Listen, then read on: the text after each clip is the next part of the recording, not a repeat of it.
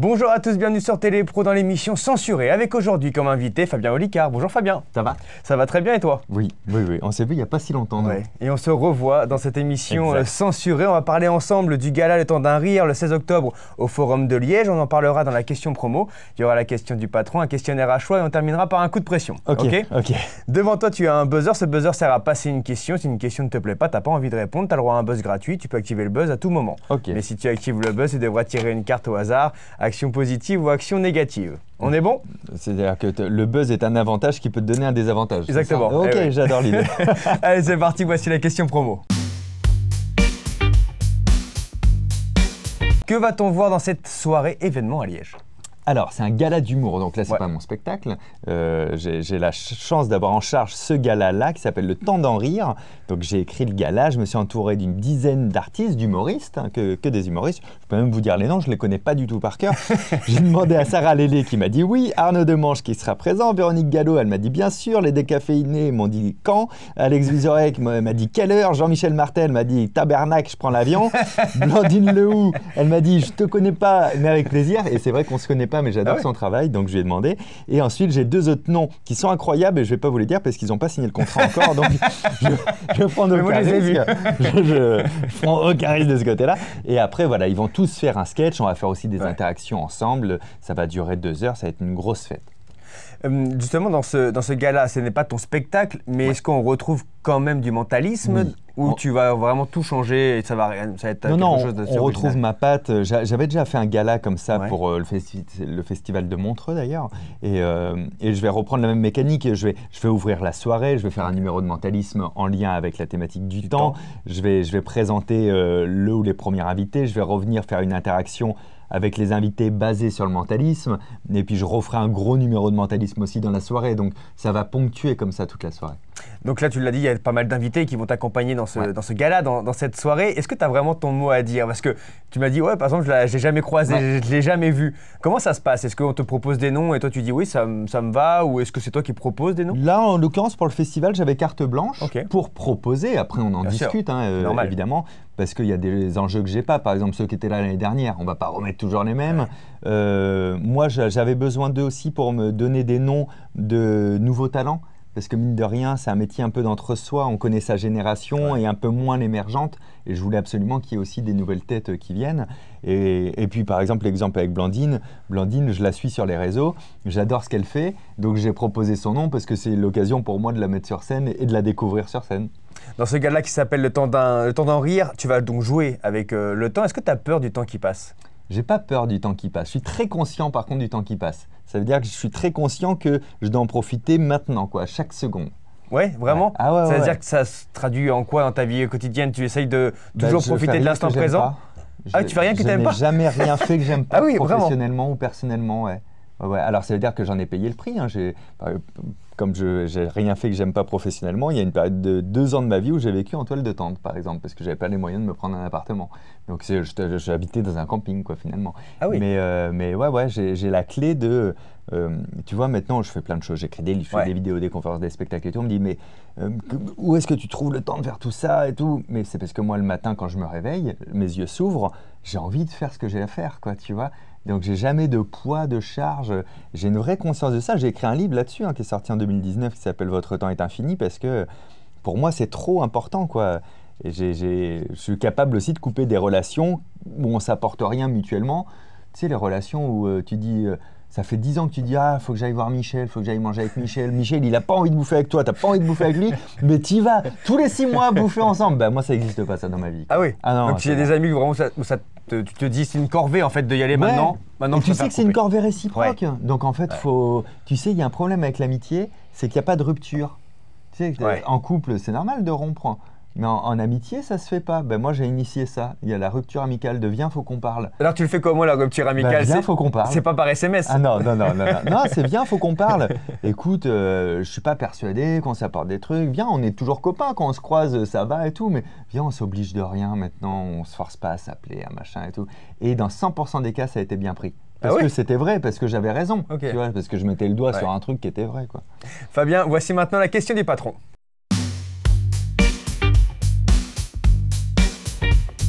Le patron de Télépro a une question pour toi, la voici. Est-ce que ton métier de mentaliste et ta passion pour la psychologie t'a aidé dans ta vie privée? On revient à ta vie plutôt plus intime. Est-ce que tu l'utilises? Oui, mais comme vous. Un peu mieux. Oui, sûrement. Non, mais c'est-à-dire qu'on est tous mentalistes, en fait. On cherche tous à savoir ce que pense l'autre, on cherche tous à influencer l'autre quand on négocie, par exemple, etc. Je le fais sûrement un petit peu mieux, mais moins que ce que vous espéreriez que je fasse. Parce qu'en réalité, sur scène, je fais des trucs très impressionnants, parce que c'est mon espace, mes règles du jeu, un public qui est là positivement pour que ça fonctionne. Dans la vraie vie, quand je regarde le banquier, si j'ai pas d'argent, j'aurais pas de crédit, quoi. Il ne se passera rien de spécial, quoi. Oui, mais alors, je parlais plus peut-être de ta vie amoureuse, etc.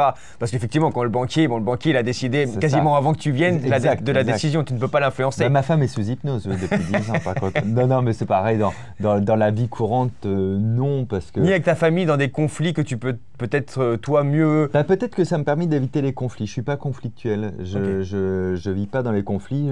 Ma femme, quand elle doit dire une qualité sur moi, elle dit c'est d'humeur égale avec moi. Mais c'est vrai que je m'agace pas.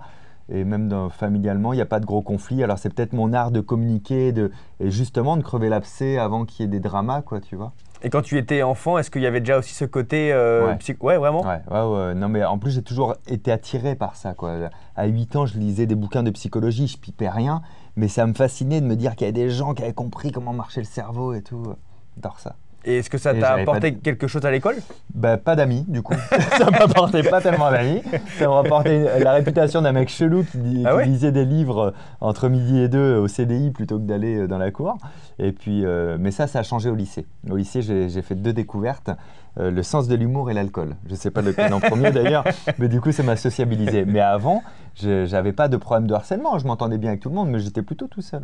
Oui, c'est quand même pas évident au collège. C'est au collège certainement que tu as appris au primaire d'être un peu seul à la cour. Non, mais ça allait, moi. Ça allait. Okay. J'ai pas de grands besoins sociaux. Oui, je vois ça. T'es un peu solitaire quand même comme mec. Allez, Fabien, voici le questionnaire à choix.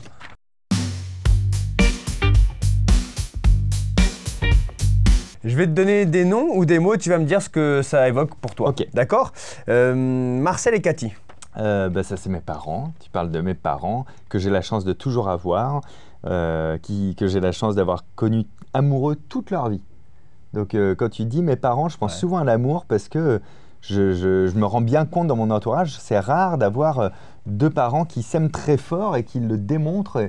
Et il y a eu des hauts et des bas des fois avec mon père quand j'étais plus jeune ou quoi. Mais par contre, j'étais toujours sûr d'un truc, c'est qu'il aimait ma mère, quoi. Ça se voyait. Et encore aujourd'hui, ils ont 73 ans, ils sont trop mignons, quoi. Vraiment, ils s'aiment et ils le disent, quoi. Quel est leur avis sur ta carrière? Est-ce que ils sont très fiers aujourd'hui. Aujourd'hui, mais quand tu le dis, par exemple, il y a un moment donné, tu as été en toile de tente pendant 2 ans, ça a dû être... Mais mes parents, si tu les écoutes, ils m'ont toujours soutenu. C'est faux, fake news. C'est-à-dire que d'abord, ils n'ont pas compris ce que je faisais au départ. Ensuite, ils ont eu peur parce que c'est des parents. Et je crois que c'est vraiment quand... Le moment où je les ai vus un peu changer d'opinion et dire on l'a toujours soutenu, c'est quand j'ai fait l'Olympia et qu'ils étaient là et qu'ils étaient avec leur nom de famille à eux, parce que c'est mon vrai nom, Olicard. Donc leur nom de famille sur l'Olympia, là ils se sont dit oui, non mais nous on a toujours aimé ça.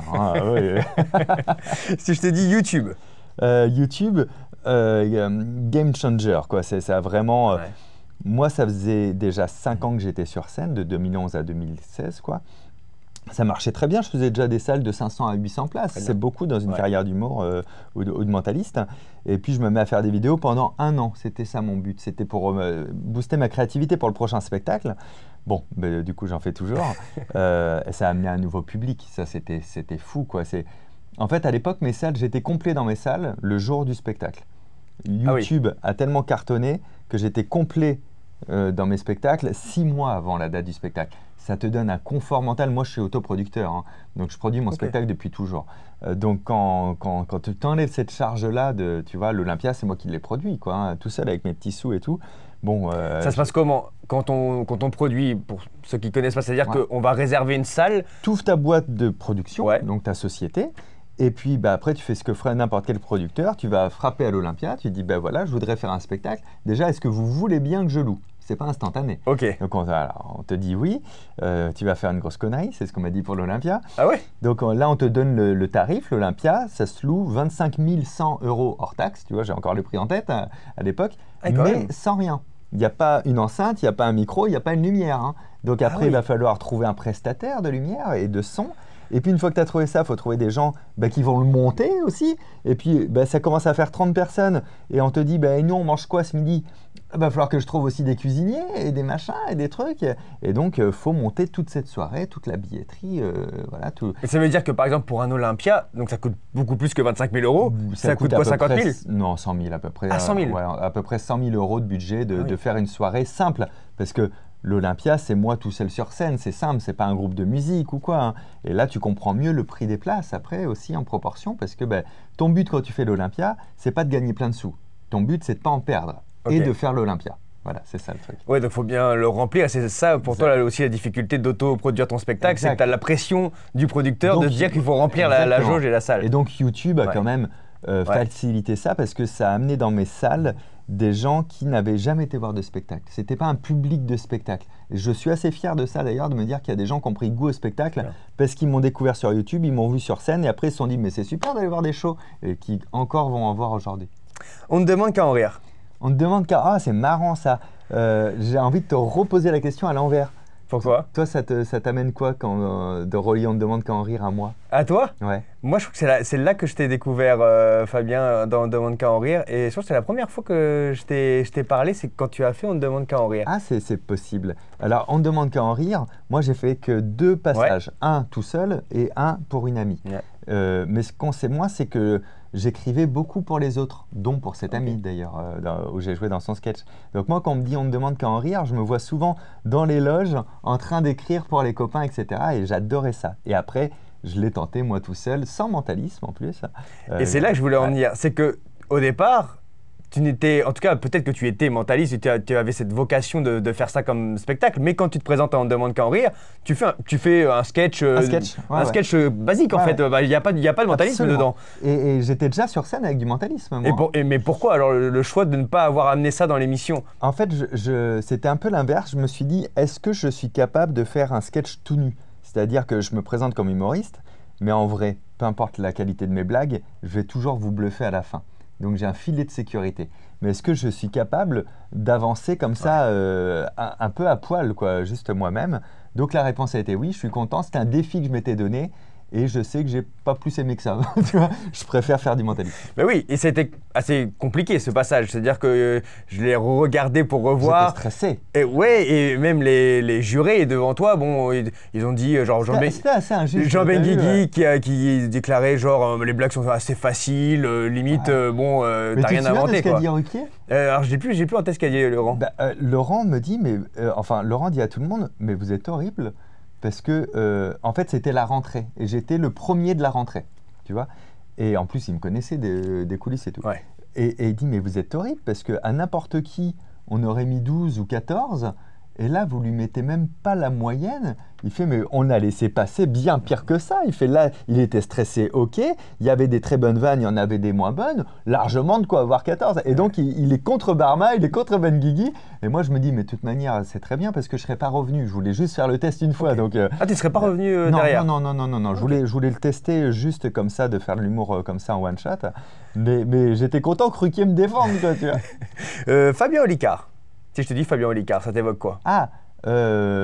Problème de ne pas avoir pris un pseudo. Je Ah oui regrette énormément de ne pas avoir pris de...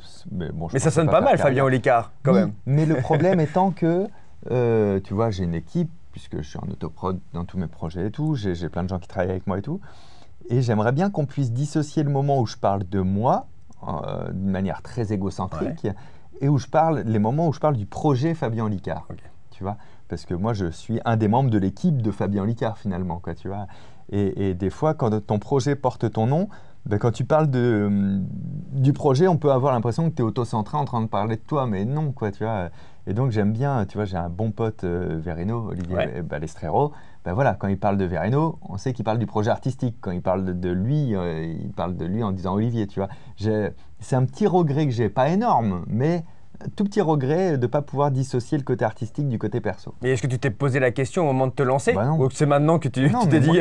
moi, j'ai fait du spectacle, je comptais en faire 3 mois. J'avais Ouais. l'opportunité d'en faire 3 mois. Et comme j'ai pas de projet de vie, puisque je veux toujours faire que ce que j'aime, moi je savais pas que j'allais aimer ça. Et donc ça fait 14 ans. Mais voilà, moi à la base, c'était censé être de septembre à décembre 2011, quoi. C'est tout dans ma vie, quoi, tu vois. Donc je m'étais pas posé la question. Fabien, voici maintenant le coup de pression.